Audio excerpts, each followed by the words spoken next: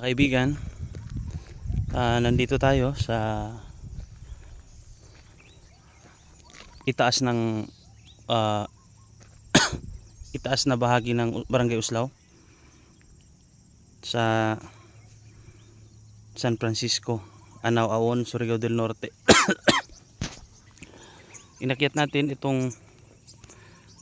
itong bundok na ito na ginawa nila ng kalsada dahil sa may proyekto raw ang gobyerno dito na ito raw ay paglalagyan ng mga windmill para magkaroon ng libreng supply ng kuryente ang mga kabahayan dito sa baba. Napaka overlooking nga po dito mga ka-jogging natin, kasi nagja-jogging ako at tiyempo naman na nakita ko tong view na to dito kaya binidyohan ko. Yan, sa baba niyan dito yung Barangay Uslao. Makikita natin yung mga barko dyan sa laot. Ewan ko kung nakikita nyo yung malalaking barko. Abot ba ng ano natin camera? Wala na palang zoom itong camera natin.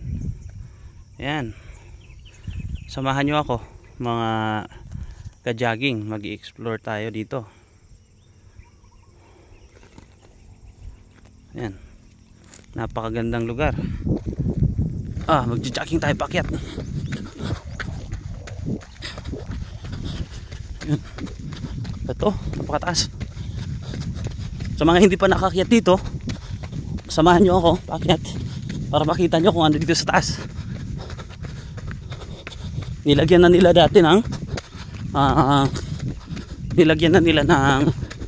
kanal yung sa gilid ng kalsada. Dati kasi wala pa tong kanal Mas okay din naman yun para iwas landslide.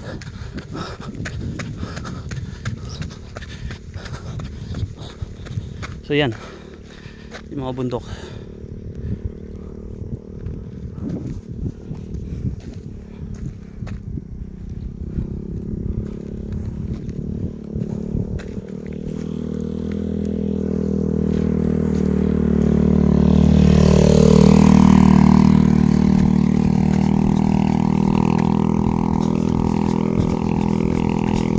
Kaya ng motor pero napakatarik.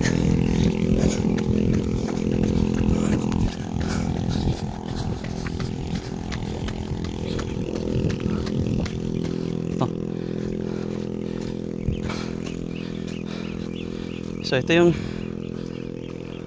kahimta ngayon dito. Yan, nilagyan na nila ng mga nabasag yung gawa ng landslide dito sa lakas ng tubig. Nabasag yung kanal dito sa kabila.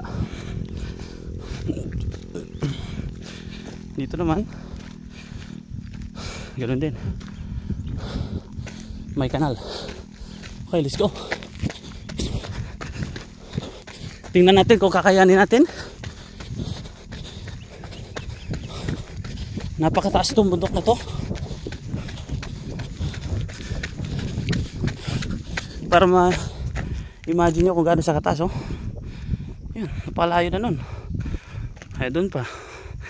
Layo yun.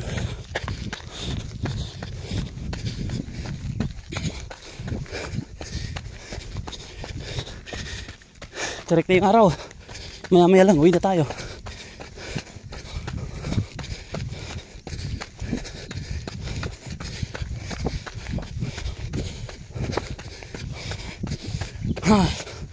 Grabe.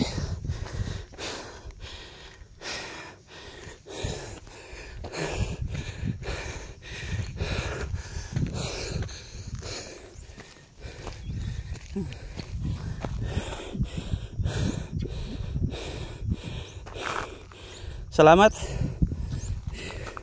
Glenda Migaldo sa pag-sponsor ng ating sapatos na pan-jogging. Yan, sarap sa paa kahit medyo mahaba na yung takbo natin. hindi bugbog yung paa natin. Nike shoes. Salamat sa mga sponsor natin dyan.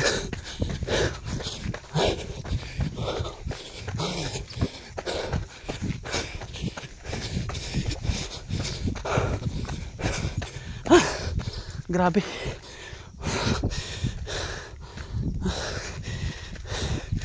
Sobrang taas. Yan.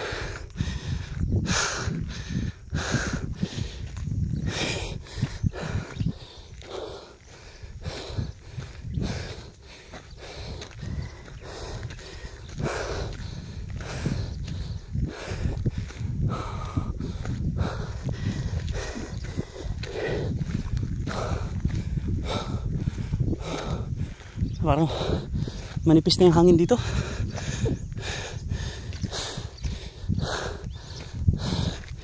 Nasa mataas na parte na kasi. Konti na lang. Malayo na rin yung nalakbay natin.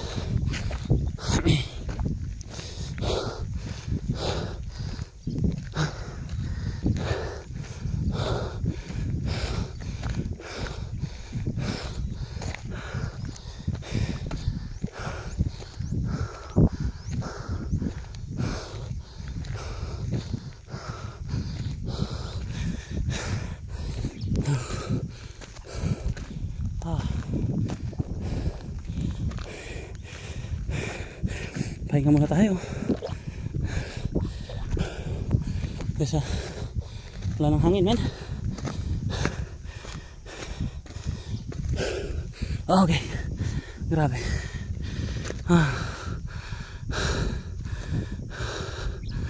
Sobrang taas ng bundok.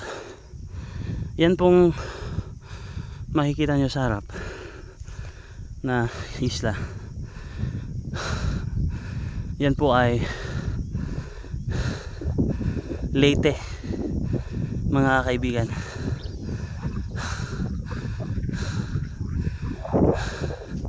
Hindi ko tiyak kung yan ay Limasawa o Leyte. Baka yan yung hindi ako sure, ha. Pero di ko makita yung Limasawa sa gilid eh. Kaya palagay ko yan ay Limasawa Island yung nasa harap. Pagkatapos nun ay yung Leyte. Alam nyo ba mga kaibigan na yung Limasawa Island na yan, dyan unang dumaong si Magellan dito sa Pilipinas. March 16, 1521.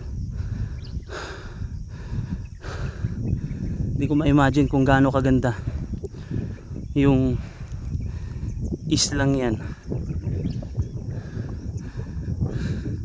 sa panahon pa ni Magellan. Isipin nyo, sa dami ng isla na nadaanan ni Magellan, yan yung pinakapangunahin sa isla na binabaan niya dito sa Pilipinas. Kaya napakalaki ng bahagi ng kasaysayan ng isla na yan sa bansang Pilipinas. Di naman ito magiging Pilipinas ngayon kung hindi ito na-discover ni Magellan, di ba? Napakaganda ng lugar na ito siguro noon. Kahit yung mga beach natin dyan, napakaganda siguro yan noon. Pero sa paglipas ng panahon, dahil sa hindi nga naingatan ng mga tao, kumukupas yung kagandahan niya. Parang nawawala na yung ganda niya. Pero kahit nga naabuso yung mga karagatan natin, malinis pa rin naman. Tsaka yung mga coastal area natin, maganda pa rin naman. Merong iba kino-conserve yung mga coast natin, pero yung iba naman naabuso. sana mapanatili pa rin yung kagandahan ng ating bansa katulad noon. Kahit yung mga banyaga humahanga, di ba? Isipin nyo, napababa si Magellan nung nakita nyo yung mga isla ng Pilipinas. Kasi maganda yung isla ng Pilipinas, hindi pangkaraniwan. Hindi mo ito makikita sa mga isla ng ibang bansa. Ang ganda ng isla natin parang siguro nun itong Pilipinas, kung babalikan natin siguro nung panahon nung nakaraan, makita natin yung kung gaano kaganda yung Pilipinas. Masasabi siguro natin talaga na yung Pilipinas sa isang paraiso, no?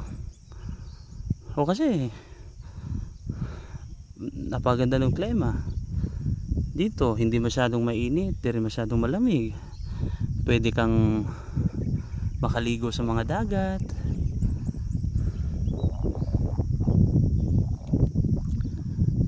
pwede kang maligo sa ilog na hindi ka lalamigin, kasi sa ibang bansa may magandang karagatan nga, may mga magandang ilog, pero hindi ka naman makaligo kasi sobrang lamig. Dito sa atin ganda ng klima dito sa atin, parang paraiso talaga yung lugar na ito. Dapat ingatan natin. Tuloy na tayo sa jogging natin, mga ka-joggers dyan.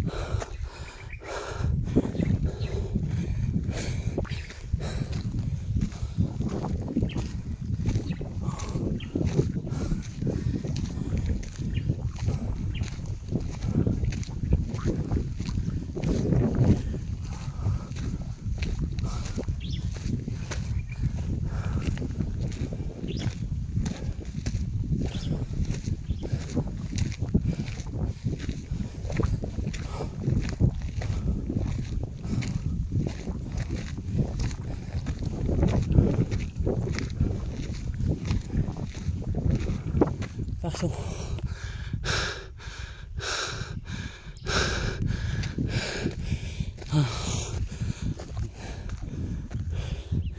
yan, ganyan siya kataas.